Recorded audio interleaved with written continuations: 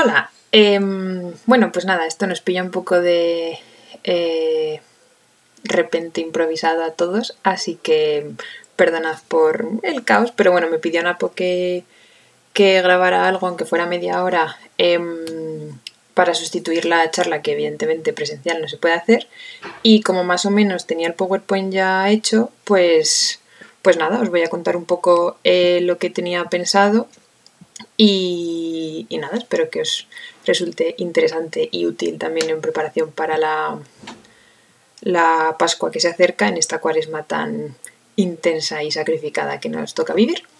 Entonces, este domingo tocaba la segunda sesión de los Evangelios Apócrifos, en concreto sobre el tema de la pasión.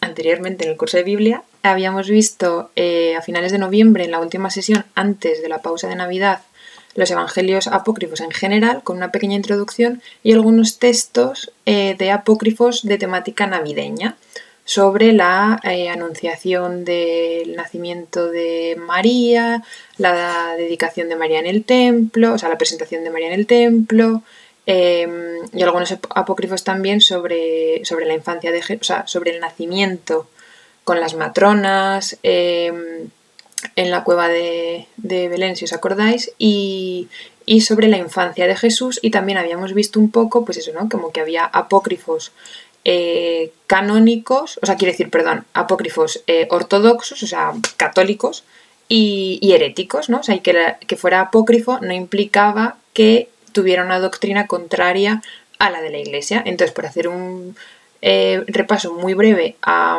algunas claves de la literatura apócrifa que podéis ver en el PowerPoint y oír en el audio de la sesión de finales de noviembre, pues eso, ¿no? O sea, un poco la diferencia entre rollo y códice. Rollo es el típico rollo de los judíos, si queréis, que se sigue usando en las sinagogas, y códice es el antecesor del libro normal, ¿no? Entonces, como en la época de la puesta por escrito de los libros que luego formarán la Biblia, pues había rollos, y como es un poco a raíz del cristianismo cuando se inventa el códice, y como no había un único volumen, o sea, no existían libros como nosotros los entendemos, entonces cada pequeño librito, ¿no? Pues eso, o sea, el Evangelio de Mateo, el Evangelio de Marcos, Génesis, eran rollos distintos, por lo tanto, considerar algo canónico o apócrifo, o sea, quiero decir, como dentro de un canon era como más fluido al principio, y no era simplemente eso, como estar dentro de un libro cerrado o que tú arrancas páginas o metes, sino que era una cosa bastante más difusa y compleja, pero que sí que había una conciencia canónica ya muy, muy temprana, ¿no? Y de hecho San Ireneo, el obispo de Lyon de finales del siglo II, ya habla de los 4 evangelios, y como muchas veces esta literatura apócrifa lo que hace es rellenar huecos, ¿no? O sea, se basa muchas veces en la canónica. De hecho, veíamos en los evangelios navideños como en el protoevangelio de Santiago, que habla de la anunciación a Joaquín y Ana del nacimiento de María, ¿no? Como había muchísimos elementos comunes con los textos canónicos, ¿no? Pues tanto con Samuel, con la madre de Samuel, con Ana, que también era estéril, se llamaba Ana, lloraba mucho porque quería tener un hijo, quería dedicarlo, consagrarlo en el templo, elementos todos que aparecen en el caso de la Virgen, e incluso del Nuevo Testamento con Zacarías e Isabel, ¿no? Pues también el hecho de ser ancianos y demás, ¿no? Y muchas veces también la importancia de los apócrifos en la tradición de la Iglesia, ¿no? Como, pues eso, en el caso de la Virgen, eso se veía muy claro. Había muchísimos elementos que no aparecían en la literatura canónica, pero que la tradición de la Iglesia los había incorporado en su patrimonio, ¿no? Tanto, sobre todo iconográficamente, pues eso, todas las representaciones de iconos, pero orientales, pero también en el arte más europeo occidental, Y en la tradición en general, incluso de fiestas, ¿no? Pues eso, las fiestas del nombre de, o sea, de Joaquín y Ana en julio, o de la presentación de la Virgen en el templo, todo esto que son fiestas litúrgicas católicas, su origen está en literatura apócrifa no herética, porque como he mencionado antes y desarrollábamos más en la otra sesión, el hecho de que un libro sea apócrifo no implica necesariamente que sea herético. O sea, hay herético y no herético. De hecho, aquí veremos algunos textos de ambos tipos de libros. Dentro de los apócrifos de la Pasión... Un momento. No. Estaba viendo si tenía un libro cerca. Están, o sea, porque también, como veíamos la otra vez, el hecho de que un libro sea apócrifo no quiere decir, o sea, quiere decir que no es canónico, que no está dentro de la Biblia, pero eso no quiere decir que esté oculto, prohibido, escondido, en plan Dan Brown, Código Da Vinci y cosas así. De hecho, existen ediciones que se pueden encontrar en bibliotecas y en librerías y por internet de toda esta literatura apócrifa que se publica, se traduce, se estudia y no se esconde ni mucho menos. Normalmente los libros que recogen este tipo de literatura se suelen clasificar, ¿no? Pues eso, literatura, pues apocalipsis, textos de la infancia, textos de... pues eso, ¿no? Y hay también textos de la Pasión y Resurrección. Dentro de estos apócrifos, los más famosos son los que veis en el PowerPoint, que son eso, el Evangelio de Pedro, el ciclo de Poncio Pilato y el Evangelio de Bartolomé, y también hay bastantes cosas de Nicodemo y José de Arimatea, porque si recordáis de los relatos canónicos de la Pasión, tanto José de Arimatea como Nicodemo tienen un papel importante en el momento de la Pasión, en el sentido de que están presentes en la crucifixión, son los que luego recogen el cuerpo de Jesús y los que lo entierran, o sea, lo sepultan en su propia tumba, o sea, en la tumba que tenían ellos de su familia, ¿no? Y luego de Pilato también es muy curioso porque ya en el Evangelio de Juan se ve un poco, pero en la literatura apócrifa es muchísimo más marcado, el intento de echarle la culpa a los judíos y excusar a Pilato, ¿no? Ya desde el lavarse las manos, ¿no? Tan importante ahora en momentos de coronavirus, como hay muchos memes que lo recuerdan. Y también, que de hecho eso aparece también en la literatura canónica, ¿no? O sea, la mujer de Pilato, que tiene este sueño y que le pide salvar a Jesús porque es un hombre justo, ¿no? Pues a raíz de esos datos de la literatura canónica, la apócrifa desarrolla muchísimo más y hasta tal punto que en algunas iglesias orientales, yo creo que la ortodoxa incluso, Poncio Pilato se considera santo, ¿no? O sea, como que se desarrolla tanto su papel intentando salvar a Jesús que le llegan a canonizar luego. Entonces ahora vamos a ver algunos textos. Este PowerPoint lo había preparado sobre todo, como ya habíamos visto un poco la parte teórica, por decirlo de algún modo, de la literatura apócrifa, pues lo había preparado más para saborear algunos textos que, pues eso, que me parecían interesantes. Entonces, el primero que vamos a ver es herético, pero así como que ya nos lo quitamos del medio, por decirlo de algún modo. Entonces, el Evangelio de Pedro, que como hemos visto antes es uno de los más importantes dentro de estos ciclos de apócrifos sobre la Pasión y la Resurrección, en el momento de la crucifixión dice: después llevaron 2 ladrones y crucificaron al Señor en medio de ellos. Mas él callaba como si no sintiera dolor. Y el Señor elevó su voz diciendo: fuerza mía, tú me has abandonado. Y en diciendo esto fue sublimado al cielo.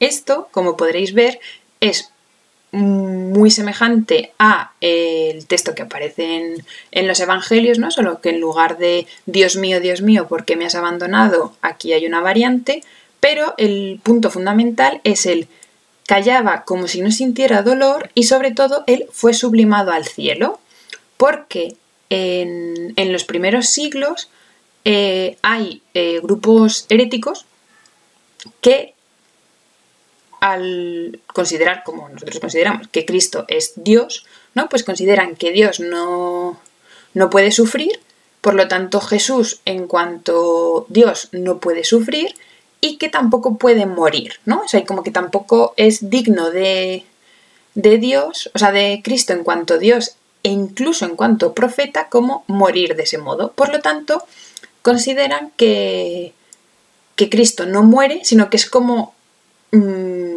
raptado al cielo o sublimado, como aparece en esta traducción, y ahí ya hay distintas variantes. Hay algunos que, pues eso, piensan como que en el último momento hubo como una especie de cambiazo y entonces el que muere es un ser humano distinto, pero que no es Jesús, que no es Cristo. De hecho, pues eso, hay algunos gnósticos, que eso lo vimos también, quiénes eran los gnósticos y un poco qué creían en la otra sesión de los apócrifos de noviembre, y que eso, que Cristo no muere, sino que es como un humano, o que, y aquí entra lo del docetismo, que veis en el PowerPoint, que creen que Cristo no es verdadero hombre, o sea, como que no se ha hecho carne, no ha asumido una naturaleza y un cuerpo humano, sino que es como una especie de holograma o fantasma, ¿no? Un poco, sí, o sea, como holograma o fantasma. Por lo tanto, docetismo viene del griego de aparentar, ¿no? Entonces, como que tiene una apariencia muy realista, humana, pero que en realidad no tiene como un cuerpo material, ¿no? Por lo tanto, pues eso, al final la crucifixión es como una especie de teatro, pero que no muere realmente porque tampoco tiene un cuerpo humano con el que morir.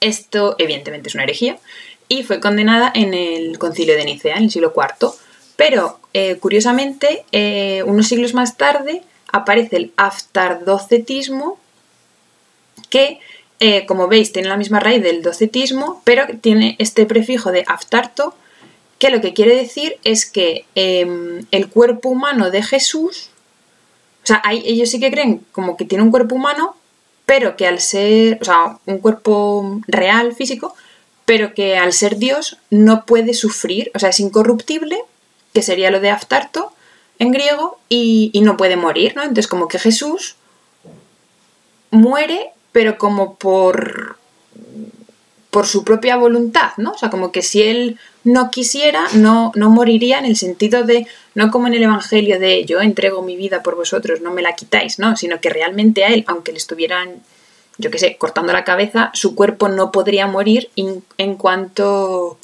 divino, ¿no? Sino que es él voluntariamente el que habilita su cuerpo para que pueda morir, o algo así, ¿no? Esto evidentemente pues también es una herejía. Entonces vemos como hay algunos apócrifos, este es un ejemplo entre varios, que intentan demostrar o explicar o justificar cómo Jesús realmente no murió. Esto es curioso porque, por ejemplo, en el Islam, en el Corán,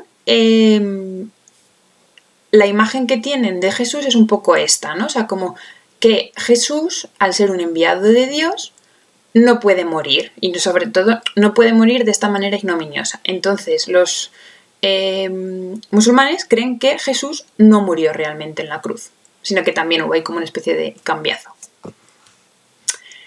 Ya yendo a la parte que nos interesa más, que es como la parte más católica,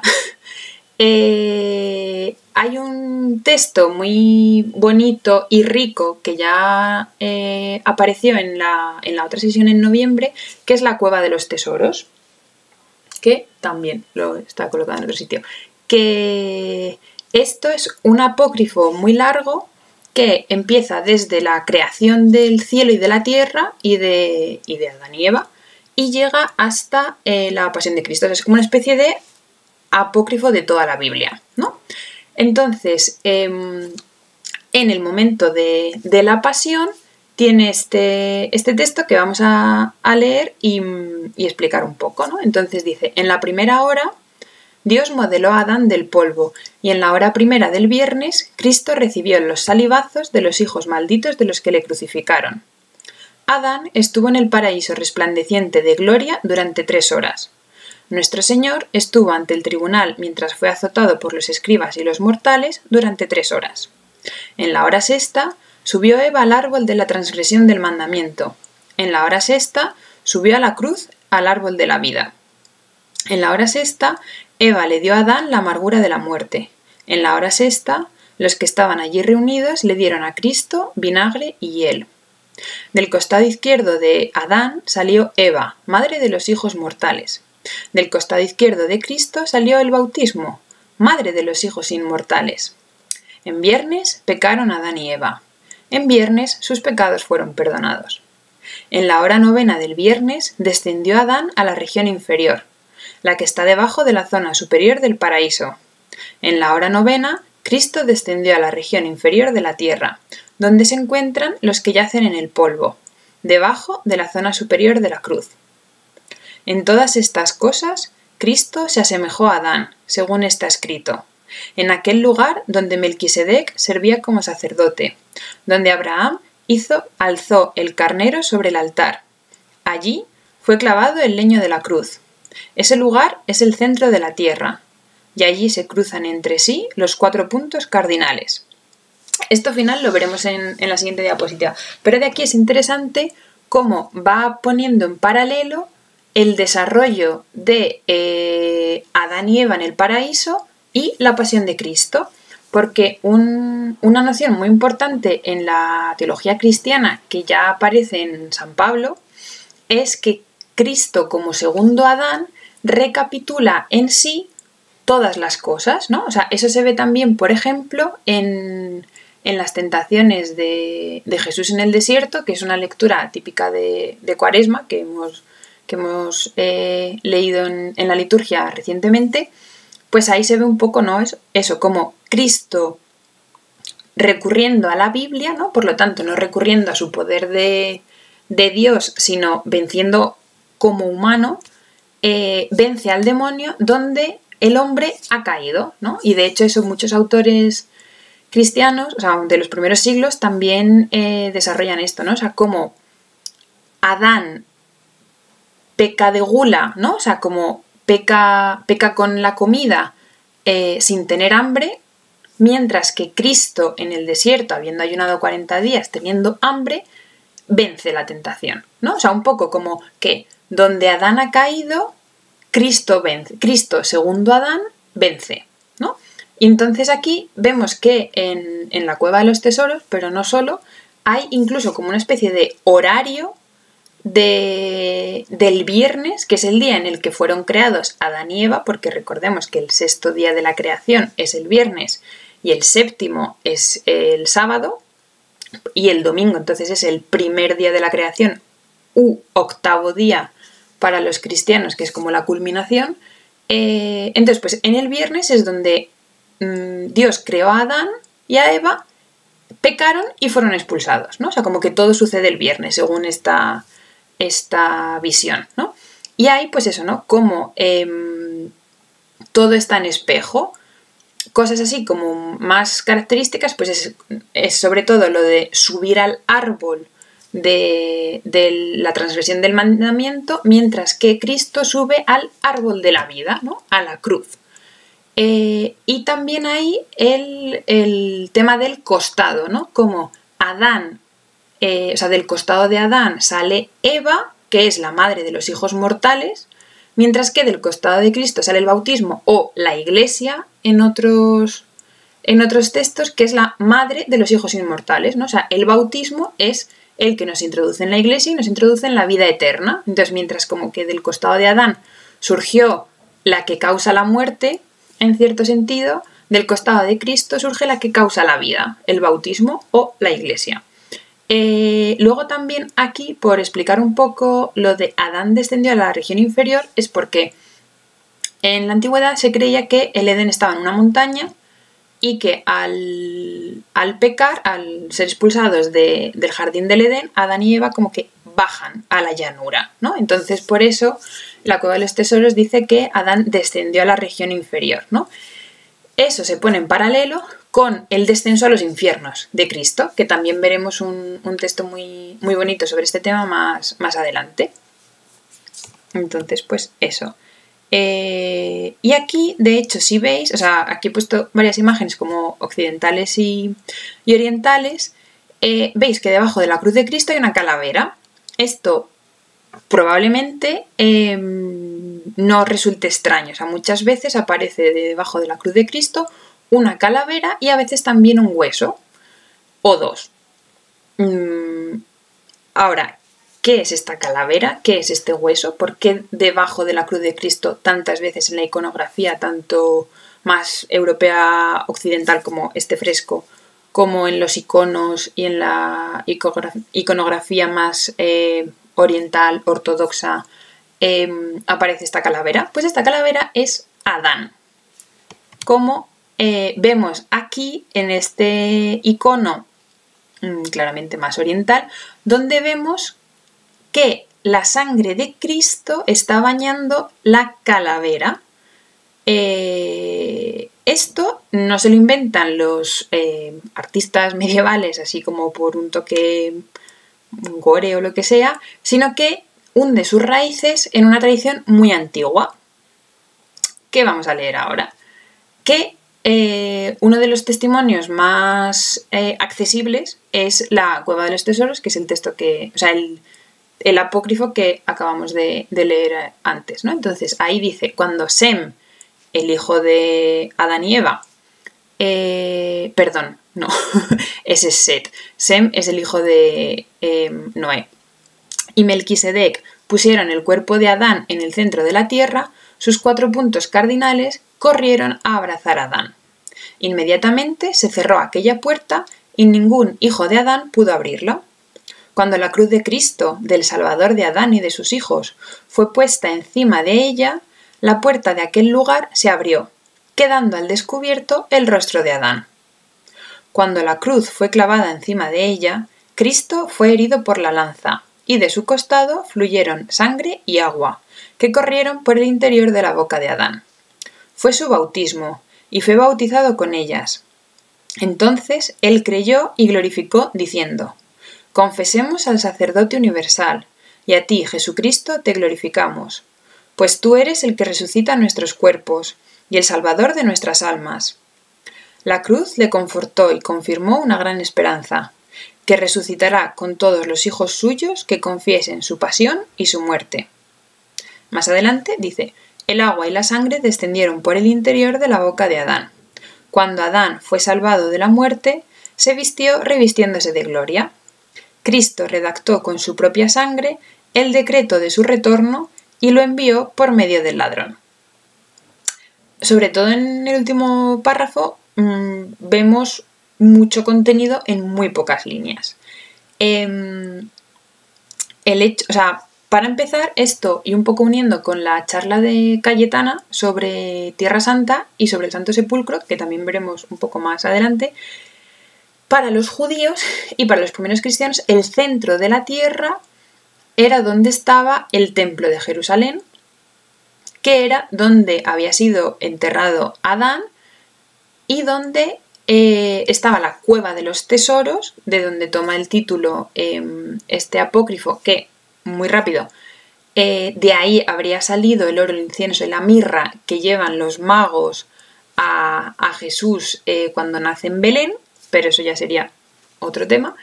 Y es donde también Abraham, es el monte de Moria, donde Abraham va a sacrificar a Isaac, ¿no? O sea, como que en ese punto, y es donde Melquisedec ofrece también su sacrificio al Dios vivo, ¿no? Con pan y vino, que son evidentemente un símbolo de la Eucaristía, ¿no? Entonces, como que ese punto en el que suceden todas estas cosas sería como el centro de la tierra donde se unen los 4 puntos cardinales que abrazan a Adán, ¿no? Además, esta cosa de la sangre de Cristo que baña la cabeza de Adán y le bautiza es también una imagen bastante elocuente de la acción redentora de Cristo, ¿no? O sea, cómo la acción redentora de Cristo en la cruz aplica a toda la humanidad, ¿no? O sea, como desde la cabeza de la humanidad, ¿no? Adán, el primer hombre, a todos sus hijos, como aparece también en este texto, ¿no? Luego también lo de revistiéndose de gloria es una temática que ahora no nos da tiempo a tratar, pero que se desarrolla mucho en el ámbito de los cristianos de Mesopotamia, que explican la historia de la salvación con la metáfora del vestido, pero esto también es otra historia. Y lo de el decreto del retorno que Cristo redacta, esto toma una idea de San Pablo, ¿no? Que habla de cómo Cristo ha escrito como una especie de decreto, que es el que clava en la cruz, por el cual salda la deuda de los hombres y nos redime. Y lo de lo envía por medio del ladrón es porque la frase de Jesús en la cruz al buen ladrón, ¿no? De te prometo que tú estarás hoy en el paraíso, en la literatura apócrifa también como que se desarrolla mucho esta imagen de el buen ladrón que llega al paraíso con su cruz y está el querubín que guarda el Edén con una espada de fuego esperándole. Entonces, lo de la tumba de Adán, aparte de la aplicación que tiene en la iconografía, como hemos visto en estas dos imágenes, pero que seguro que si buscáis imágenes de la crucifixión, en la inmensa mayoría aparece la calavera y los huesos, también se ve en el Santo Sepulcro. De hecho, para quienes hayáis estado en Tierra Santa y dentro del Santo Sepulcro, probablemente hayáis bajado como a la planta inferior justo debajo del Gólgota, que está esta salita, como esta capillita, que de hecho se llama la tumba de Adán, ¿no? Un poco como recogiendo esta tradición, y de hecho en el rectángulo este que veis es como una especie de ventana a la piedra que hay dentro, que sería la piedra que se resquebraja con la muerte de Jesús, que eso aparece en los evangelios, y ahí debajo es donde habría sido enterrado Adán y donde sucede pues esto del bautismo de sangre de la crucifixión. En cambio, lo del buen ladrón, aparte de su expresión en textos de padres de la Iglesia de los primeros siglos y literatura apócrifa, también, como muchas veces en el caso de los apócrifos, tiene su expresión iconográfica, ¿no? Entonces aquí vemos 3 iconos en los que este señor que lleva una cruz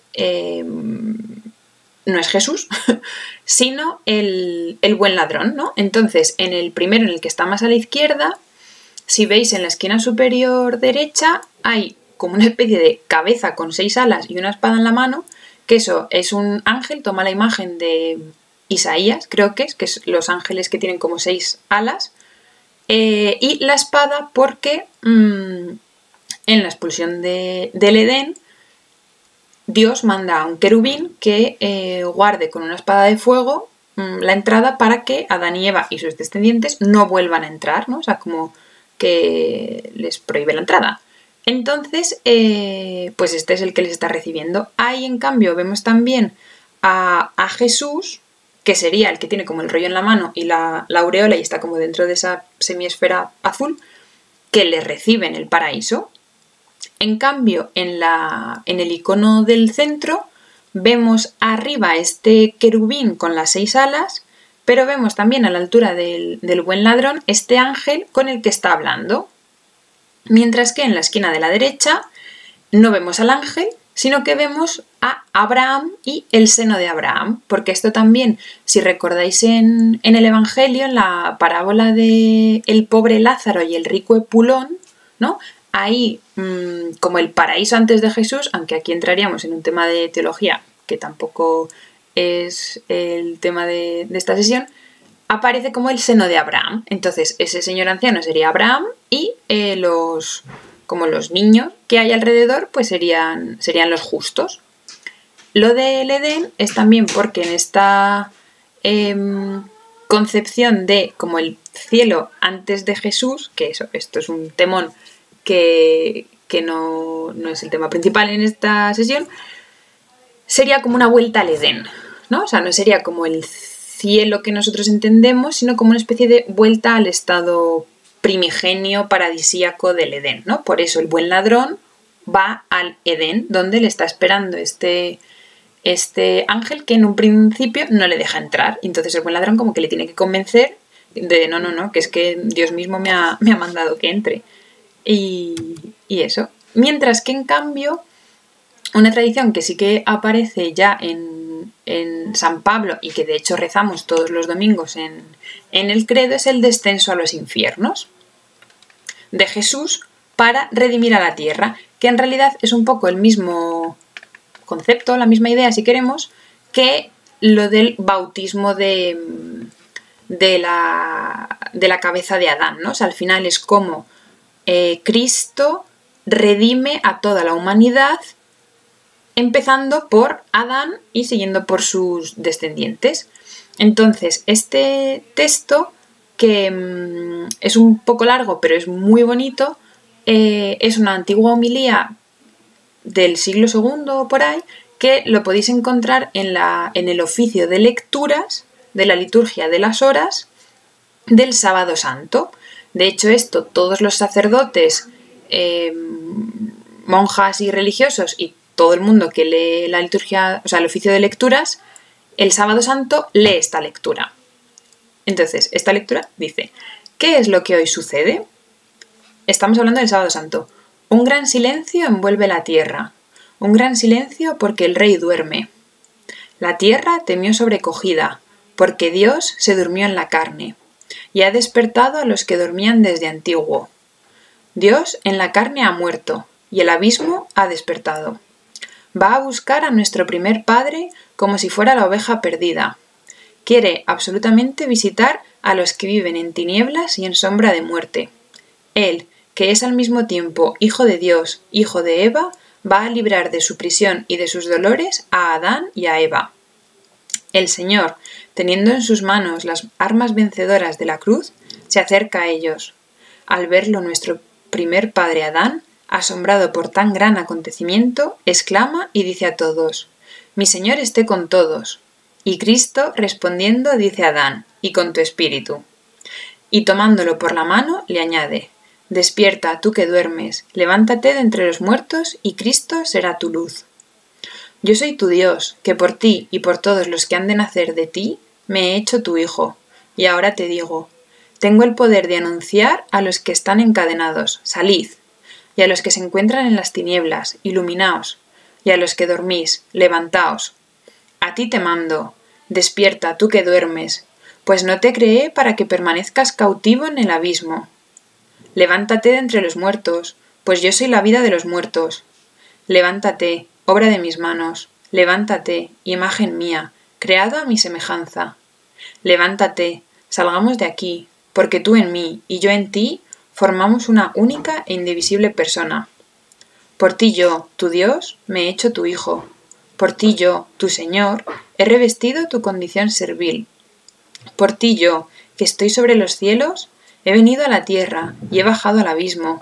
Por ti me he hecho hombre, semejante a un inválido que tiene su cama entre los muertos. Por ti, que fuiste expulsado del huerto, he sido entregado a los judíos en el huerto, y en el huerto he sido crucificado. Contempla los salivazos de mi cara, que he soportado para devolverte tu primer aliento de vida. Contempla los golpes de mis mejillas, que he soportado para reformar, de acuerdo con mi imagen, tu imagen deformada. Contempla los azotes en mis espaldas, que he aceptado para aliviarte del peso de los pecados que habían sido cargados sobre tu espalda. Contempla los clavos que me han sujetado fuertemente al madero. Por ti los he aceptado, que maliciosamente extendiste una mano al árbol. Dormí en la cruz, y la lanza atravesó mi costado por ti, que en el paraíso dormiste, y de tu costado diste origen a Eva. Mi costado ha curado el dolor del costado. Mi sueño te saca del sueño del abismo. Mi lanza eliminó aquella espada que te amenazaba en el paraíso. Levántate, salgamos de aquí. El enemigo te sacó del paraíso. Yo te coloco no ya en el paraíso, sino en el trono celeste. Te prohibí que comieras del árbol de la vida. No era sino imagen del verdadero árbol. Yo soy el verdadero árbol, que soy la vida y que estoy unido a ti. Coloqué un querubín que fielmente te vigilará. ahora te concedo que el querubín, reconociendo tu dignidad, te sirva. El trono de los querubines está preparado, los portadores atentos y preparados, el tálamo construido, los alimentos prestos. Se han embellecido los eternos tabernáculos y las moradas. Los tesoros abiertos y el reino de los cielos que existe antes de los siglos está preparado. Aquí podemos ver algunas cosas que coinciden con textos que ya hemos visto, como por ejemplo, ¿no?, la relación del costado, ¿no?, de que el costado, o sea, la herida del costado de Cristo salva la herida del costado de Eva, o sea, de Adán, y como también este da un paso más allá, ¿no? O sea, porque por ejemplo acabamos de ver que como que antes de Cristo estaba pues o el Edén o el seno de Abraham, mientras que aquí, de hecho lo dice muy claramente, ¿no? O sea, que no te llevo ya al paraíso, sino al trono celeste, ¿no? O sea, ya no es el Edén, sino estar en la presencia de Dios, ¿no? O sea, es como un paso mucho más alto y de calidad, ¿no? Entonces, pues aquí vemos también otra cosa importante de los apócrifos, que se transmiten a través de textos escritos como más narrativos, como pueden ser evangelios, pero también a través de homilías, pero homilías que tienen como este carácter, pues eso, como más narrativo, ¿no? Pero que se transmiten bajo el título de homilías. De hecho, eso también vemos en una iconografía muy presente también, tanto en Oriente como en Occidente, del descenso a los infiernos. Y entonces, pues aquí vemos Cristo con las armas de la pasión, como leíamos en la homilía, pisando al demonio, a Satán, abriendo las puertas del infierno, que también, como dice Jesús a Pedro, no prevalecerán sobre Cristo. Y aquí, pues la gente que espera en el Seol, el de la corona, por ejemplo, pues sería el rey David, luego serían pues profetas y justos varios, y vemos que en primera fila están un hombre y una mujer muy ancianos, que serían Adán y Eva. De hecho, muchas veces esta imagen de Cristo tomando de la mano a Adán o a Adán y Eva. Y un poco en este sentido de las puertas que se abren, vemos también cómo en muchos apócrifos se reinterpreta la Biblia, ¿no? O sea, no solo se sacan inspiración o ideas, sino que también como que se reinterpreta, ¿no? Entonces, en las actas de Pilato, que como hemos dicho, el personaje de Pilato es bastante importante en los apócrifos de la Pasión y la Resurrección, aparece como un diálogo entre Satán y el infierno que aparece personificado, ¿no? Y entonces, a un cierto punto, dicen: mientras se decían entre sí tales cosas Satanás y el infierno, se produjo una voz grande como un trueno, que decía: elevad, oh príncipe, vuestras puertas, elevaos, oh puertas eternales, y entrará el Rey de la Gloria. Cuando oyó esto el infierno, dijo a Satanás: sal, si eres capaz, y hazle frente. Después dijo el infierno a sus demonios: asegurad bien y fuertemente las puertas de bronce y los cerrojos de hierro, guardad mis cerraduras y examinad todo de pie. Pues si entra él aquí, ¡ay!, se apoderará de nosotros. Vino pues de nuevo una voz que decía: levantad las puertas. El infierno, que oyó repetir esta voz, dijo como si no cayera en la cuenta: ¿quién es este Rey de la Gloria? Y respondieron los ángeles del Señor: el Señor, fuerte y poderoso, el Señor poderoso en la batalla. Y al instante, al conjuero de esta voz, las puertas de bronce se hicieron añicos, y los cerrojos de hierro quedaron reducidos a pedazos, y todos los difuntos encadenados se vieron libres de sus ligaduras. Y penetró dentro el Rey de la Gloria en figura humana, y todos los antros del infierno fueron iluminados.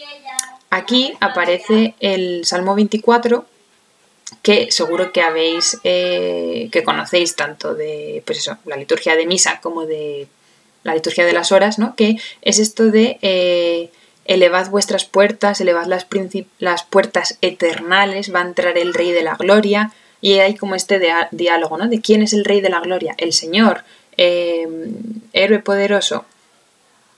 Entonces, este salmo, las actas de Pilato lo reinterpretan como un diálogo entre el infierno y los ángeles del Señor que anuncian la venida de Cristo al infierno para rescatar a la humanidad del pecado. De hecho, aquí vemos otra imagen del descenso de Jesús a los infiernos, ¿no? Cogiendo a Adán y a Eva con el resto de justos alrededor, y si os fijáis, abajo están las puertas y hay como muchos cerrojos, cerraduras, llaves, un poco en esta línea, ¿no? De que, como veíamos en el texto, las puertas de bronce se hicieron añicos y los cerrojos de hierro quedaron reducidos a pedazos. Y todos los difuntos quedaron liberados de las ataduras de la muerte.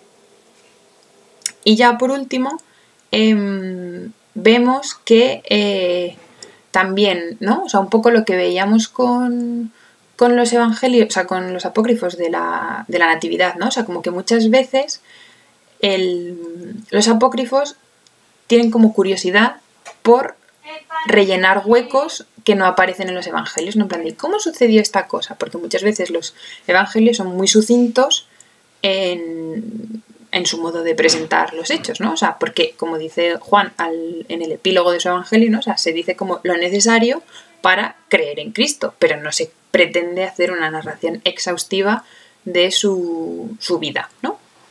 Entonces, el evangelio de Pedro, que también es un apócrifo bastante importante, dice: durante la noche que precedía el domingo, mientras estaban los soldados de dos en dos haciendo guardia, se produjo una gran voz en el cielo, y vieron los cielos abiertos y dos varones que bajaban de allí teniendo un gran resplandor y acercándose al sepulcro.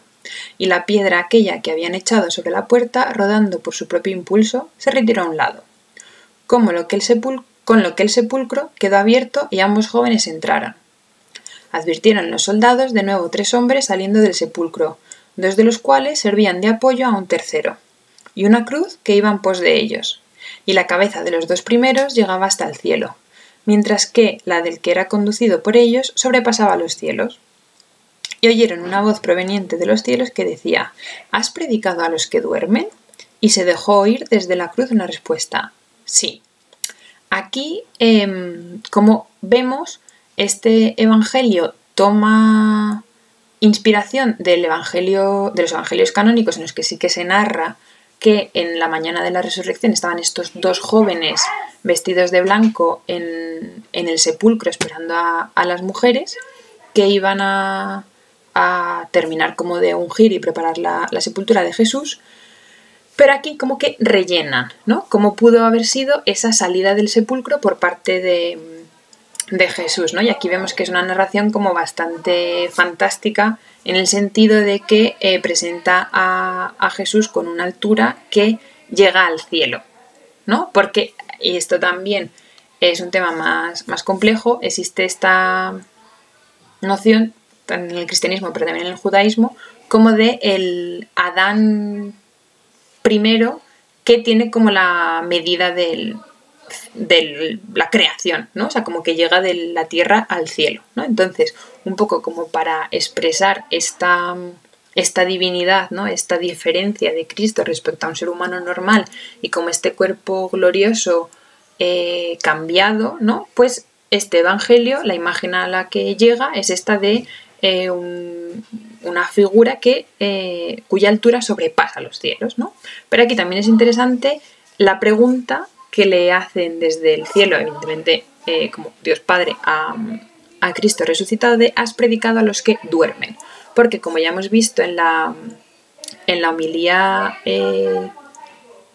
antigua del Gran Sábado, y en general en el cristianismo se ve, ¿no?, esta equivalencia entre el dormir y la muerte, ¿no? Entonces, de hecho eso, los cementerios, ¿no?, o sea, los paganos llamaban a donde enterraban a sus muertos necrópolis, ciudad de los muertos, mientras que los cristianos los llamamos cementerio, que significa dormitorio, porque nosotros, pues eso, creemos que en la resurrección y en la vida eterna, por lo tanto, no estás muerto definitivamente, o sea, quiere decir, la muerte no es el final, sino que es como semejante al sueño del que despertaremos en el momento de la resurrección, ¿no?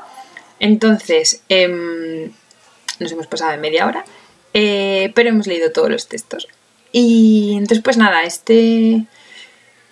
esta sesión sobre los evangelios apócrifos de la Pasión básicamente tenía como objetivo un poco pues eso, ¿no? Como presentar algunos textos interesantes sobre este tema, seguir viendo cómo tienen una influencia tanto en la tradición de la Iglesia, en las fiestas litúrgicas, en la fe, incluso en el credo, y sobre todo como más palpablemente en la iconografía.